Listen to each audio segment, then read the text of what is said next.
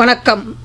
ஆகாஷ்வாணி புதுச்சேரி செய்திச் சுருக்கம் வாசிப்பவர் வாசுகி சந்திரசேகரன். பிரதமர் திரு நரேந்திர மோடி நாட்டு மக்களுடன் தமது எண்ணங்களை பகிர்ந்து கொள்ளும் 130வது மன் கி பாத் எனும் மனதின் குரல் நிகழ்ச்சி ஆகாஷ்வாணியில் இன்று காலை 11 மணிக்கு ஒலிபரப்பாக உள்ளது.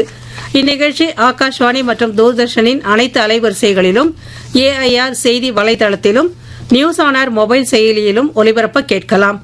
ஆகாஷ்வாணியில் பிரதமரின் ஹிந்தி உரையை தொடர்ந்து அதன் பிராந்திய மொழி வடிவம் இடம்பெறும். நாட்டின் 16வது தேசிய வாக்காளர் தினம் இன்று கொண்டாடப்படுகிறது.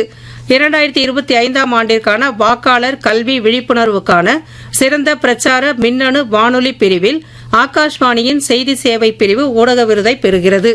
காரைக்காலில் தேசிய வாக்காளர் தினத்தை முன்னிட்டு ஃபிட் இண்டியா திட்டத்தின் கீழ் ஞாயிற்றுக்கிழமைகளில் மிதிவண்டி பயணம் இன்று காலை தொடங்கியது.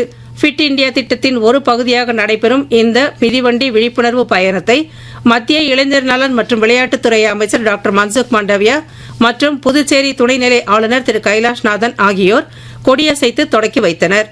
முதல் தலைமுறை வாக்காளர்களுக்கு விழிப்புணர்வு மற்றும் உடற்பயிற்சியின் முக்கியத்துவத்தை குறிக்கும் வகையில் ஏற்பாடு செய்யப்பட்டுள்ள இந்த பேரணியில் கல்லூரி மாணவ மாணவிகள் உள்ளிட்ட ஏராளமானோர் கலந்து கொண்டனர். பிப்ரவரி 7ஆம் தேதி முதல் இந்தியாவும் இலங்கையும் இணைந்து நடத்தும் T20 உலக கோப்பையின் குரூப் C பிரிவில் வங்கதேசத்திற்கு பதிலாக ஸ்காட்லாந்து இடம்பெறும் என்று சர்வதேச கிரிக்கெட் கவுன்சிலான ICC அதிகாரப்பூர்வமாக அறிவித்துள்ளது.